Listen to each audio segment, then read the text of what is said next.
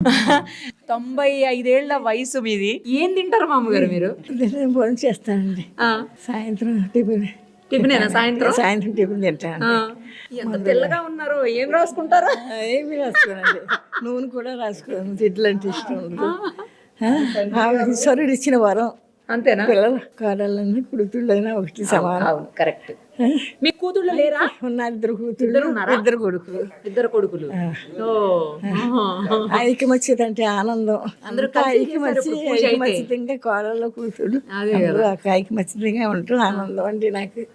అమ్మా ఈశ్వరుడు వరం, అంతకన్నా ఏమి లేదు, వందేమీ లేదు. తాతగారిని ఎప్పుడు పంపించారు? ఇప్పుడు 10 ఏళ్ళు అవుతుందమ్మా. 10 ఏళ్ళు అవుతుందా? ఇక్కడే. ఓకే.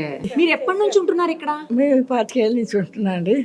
మా గురువు గారు జన్నూరు నాన్నగారు గురువుగారు తీసుకొచ్చి ఫస్ట్లో ఆంధ్రాశ్రమం కట్టించి అందులో మీరే చూడాలి. గిరి ప్రదక్షిణ చేశారా ఎప్పుడన్నా? గిరి ప్రదక్షిణ చేసేవాళ్ళండి. నడిచి చేసేవాళ్ళ. అప్పుడు ఎన్నిసార్లు చేసి ఉంటారు మీరు ఈ జీవితంలో? 5 సార్లు చేశారు. తర్వాత బాబు నల్ల లేకపోతే కారులో చేసి ఈ మధ్యన ఎక్స్ట్రా కదలేకపోతుంది. సూదిలో దారం గుచ్చుతారంటగా. ఇంకా రమణాశ్రమానికి కూడా వెళ్ళలేకపోతున్నాను. ఆశ్రమానికి కూడా వెళ్ళలేకపోతున్నారా? భగవాన్ ఇక్కడే సరిపెట్టాను. దేవుళ్ళందరినీ మీ చుట్టూరు పెట్టుకున్నారు. ఆయనే అడుగడుక్కి నడిపించి ఆయన చేస్తున్నారు. నాదేమి లేదు. అంతేనా? ఏం లేదా? శక్తి ఆయన ఇచ్చేది. అరుణాచలేశ్వరుడు శక్తి నడుపుతుంది. సరే, హైదరాబాద్ వచ్చినప్పుడు ఫోన్ చేయండి, కలుద్దాం. అలాగే. సరేనా? ఇంకా చాలా సీక్రెట్లు చెప్పాలి మీరు మీ హెల్త్ కి సంబంధించి. అందరికి టాబ్లెట్లు వేసుకుంటారా? దేనికన్నా టాబ్లెట్లు వేసుకుంటారా? టాబ్లెట్లు మందులు దేనికి వేసుకుంటారు? బీపీకా, షుగర్ కా? పొద్దుట పరగడుపు టాబ్లెట్లు, మధ్యాహ్నం టిఫిన్ తిన్నాక సాయంత్రం. ఇప్పుడు 30 ఏళ్ళకే వేసుకుంటున్నారు మీరు, 90 ఏళ్ళకి వేసుకుంటున్నారు, ఏం పర్లేదు. ఎప్పుడన్నా హాస్పిటల్కి వెళ్ళారా? ఎప్పుడు హాస్పిటల్ అండి, ఎప్పుడు మందులు. అంతేనా?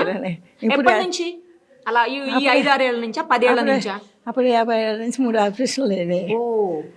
మందులతోటి కోడలు సౌకర్యంగా నడుపుతున్నారు. మరి మందులు వేసుకుంటున్నా మీరు స్ట్రాంగ్ గానే ఉన్నారు మామగారు.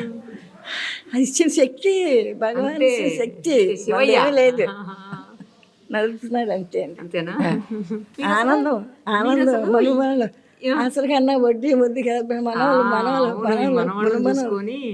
ముని మనవాళ్ళని కదా. ఆనందం.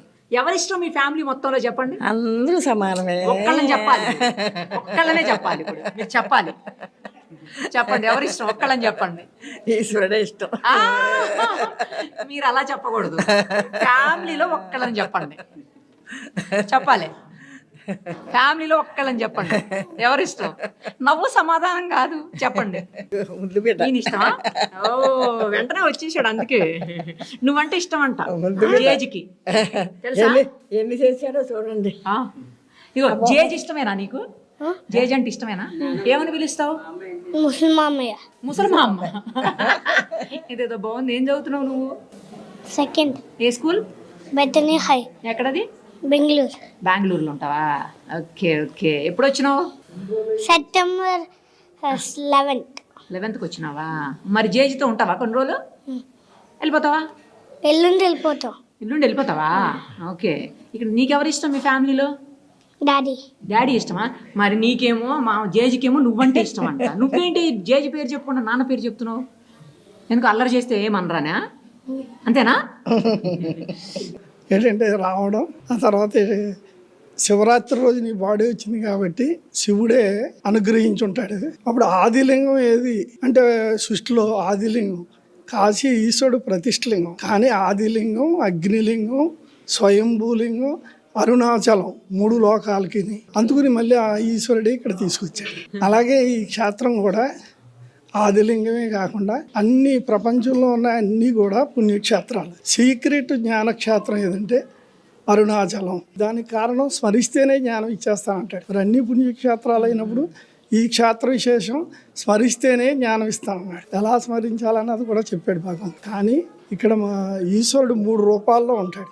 1 ఆదిలింగం, 2 గిరి రూపం, 3వది యోగి రూపంలో ఉత్తర దిశలో ఉంటాడు. అంటే అందుకనే మీకు ప్రపంచంలో ఎన్నో గిర్లున్నా, కొండలున్నా, కోట్ల మీద భక్తులు తిరిగే కొండ, ఏకైక కొండ ఫస్ట్ ఏదిరా అంటే అరుణాచలమే అనే సంగతి అందరికీ తెలుసున్న విషయం. పోనీ ఆదిలింగం ఎక్కడ ఉందరా అంటే ఎవరు చెప్పవలసిందన్నా ఇదే శాస్త్ర ప్రకారం.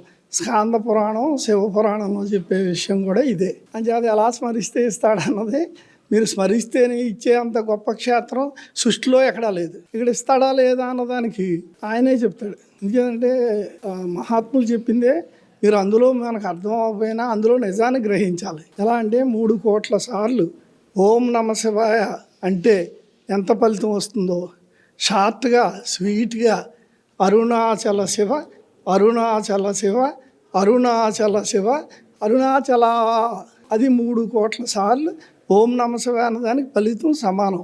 ఎలా ఇచ్చేస్తాడు? ఇస్తానన్న తర్వాత ఇవ్వకుండా ఉంటే అది న్యాయం మామూలుడు కూడా చేసే పని కాదు కదా. ఇస్తున్నాడు.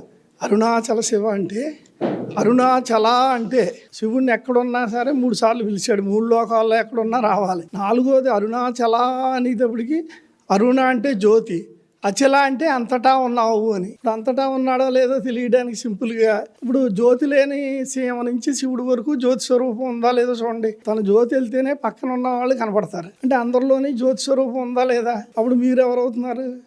జ్యోతి స్వరూపమే అన్న సంగతి తెలుసుకోవడమే మనకి సీక్రెట్ జ్ఞానక్షేత్రం. నాకు ఒక విషయం చెప్పండి. మీరు ఇందాక కూడా నాకు కొన్ని అలవాట్లు ఉండే మానేశాను అన్నారు. నేను కూడా విన్నాను మీ గురించి. ఏం అలవాట్లు మానేశారు? మీరు ఎలా మానేయగలిగారు అలాంటి అలవాట్లు? ఒకసారి ఈశ్వర క్షేత్రానికి కార్తీక మాసంలో ఆ ఇంటి వానరకి పెద్ద వయసు అంచేత ఆయన కోసం ఇంటి వానరు కదా అని ఆయన కోసం వెళ్తే ఆయనకి నది గోదావరి 1 కిలోమీటర్ ఉంటుంది. అది తాళరావు కాకినాడ దగ్గర. అక్కడికి వెళ్ళిన తర్వాత ఆయన 2 గంటలు లేపేసి చల్లో ఇంటి వానరు కదా ఏం చేసినా తప్పదు అని చేత ఏంటంటే స్నానం చేయించేసి 3 గంటలకు బ్రాహ్మణులు లేపేసి శివాలయంలో అప్పటికే 34 చేసిన తర్వాత వెంటనే ఆయన ఏం చేశారంటే 1.5 గంట అక్కడ పూజ జరిగి తర్వాత ఇంటికి వచ్చి నిద్రపోకూడదు, ఈరోజు కార్తీక మాసం మొదటి రోజు అని ఒక భగవద్గీత చేతులు పెడతారు. మధ్యాహ్నం కూడా నిద్రపోకూడదు, సాయంత్రమే ఉపవాసం ఉండి ఇప్పుడు సాయంత్రం 7 గంటలకి నక్షత్రం చూసి భోజనం చేయండి అంటారు. అప్పుడు ఆ భగవద్గీతే ఇప్పుడు వరకు 36 ఏళ్ళ వరకు ఏ రోజు చదవకుండా ఏది తినకూడదన్న నియమం ఈ రోజు వరకు ఉన్న నియమంలో ఆ ఈశ్వరానుగ్రహం. అది ఇప్పటికీ చదవలసిందే. 3 శ్లోకాల దగ్గర నుంచి ఏదో ఒకటి వ్యవహారం 3 శ్లోకాలు తక్కువ కాకుండా దాని అర్థాన్ని దాని శ్లోకాన్ని చదవాలి. అప్పుడు ఏదో ఒకటి తీసుకోవాలి అని అప్పుడు అనుకున్నది ఇప్పుడు వరకు అది ఈశ్వరుని అనుగ్రహంతో నడుస్తుంది. తర్వాత ఏంటంటే అన్ని అలవాట్లు నా జీతం ఖర్చు అయిపోయేది కాబట్టి ఏమంటే ప్యాకెట్ అలవాటు ఉండేది, సిగరెట్ అలవాటు ఉండేది, మాంసం అలవాటు ఉండేది. అయితే ఎప్పుడు కూడా తలంపు కూడా రాలేదు. ఎందుచేత ఒక రోజున ఈశ్వర అనుగ్రహం వచ్చిన తర్వాత అవి మళ్ళీ తలంపు వచ్చి ఉంటే మళ్ళీ అలవాటు పడినేమో కానీ ఇప్పటికి తలంపు రాలేదు. అవి అలవాట్లు ఉన్నాయని అసలు ఆడేవాళ్ళ దగ్గరికి వెళ్ళలేదు. అది ఈశ్వర గ్రేస్.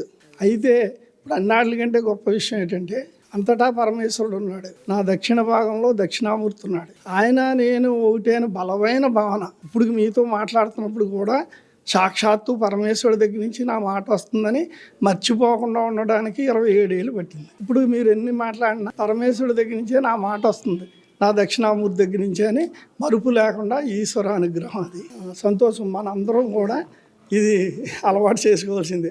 హృదయంలో దేవుడు ఉన్నాడని అలవాటు సేవ నుంచి శివుడి వరకు అలవాటు చేసుకోవాలి. Okay, hats off sir. Thank you so much. Suman టీవీలో మీ పర్సనల్ అండ్ బిజినెస్ ప్రమోషన్స్ కోసం కింది నెంబర్కి కాంటాక్ట్ చేయండి.